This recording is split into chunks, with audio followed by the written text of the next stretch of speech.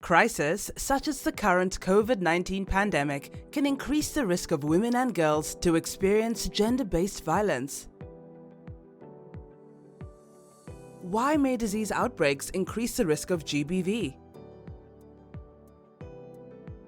When people are confined indoors, sometimes with a large family, privacy is limited and stress may increase. Women at risk may find it difficult to escape from a dangerous situation due to movement restrictions.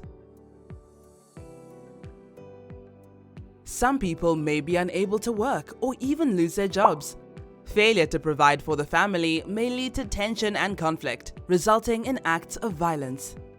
Women are less likely than men to have power in decision-making, for example, when and where to seek health services. This may put their general needs and health at risk. People cope differently with tensions and conflict in the household. Some may adopt unhealthy behaviors such as alcohol or drug consumption. This may increase acts of violence in the home. Home is not a safe space for everybody. GBV does not only affect individuals and families, but also communities and the society as a whole. Everyone can take action.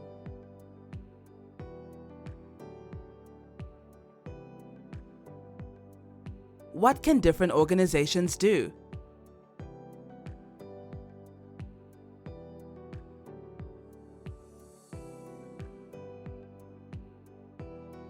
During a crisis, governments need to ensure that police, health, and social services are part of the essential services for survivors of GBV. Also, shelter services should be expanded. All departments should follow a gender-responsive approach. Civil society organizations should increase awareness on services available and find innovative ways of providing support to survivors of GBV. Media organizations can report on the gendered impacts of COVID-19, emphasizing that the outbreak affects men and women differently. In addition, they can ensure that the voices of women and girls are heard. Private sector companies can support government and civil society organizations on providing GBV services and information during confinement and lockdown. Development partners can redirect resources to include GBV prevention and response in all programs. Everyone, particularly neighbors, family members, and friends, can do something. Keep your eyes and ears open. Report on behalf of survivors of GBV, or if it is safe for you, offer your support. Seeking services can reduce the consequences of violence on the well-being, health, and safety of women and children.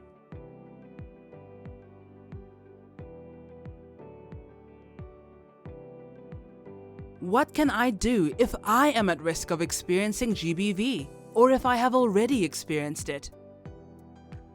Even in exceptional situations, health and police services remain open.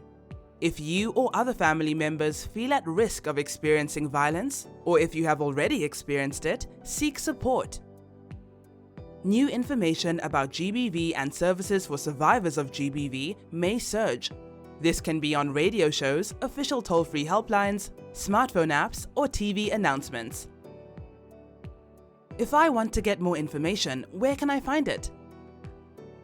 You can call a national helpline or the police. Many numbers are toll-free.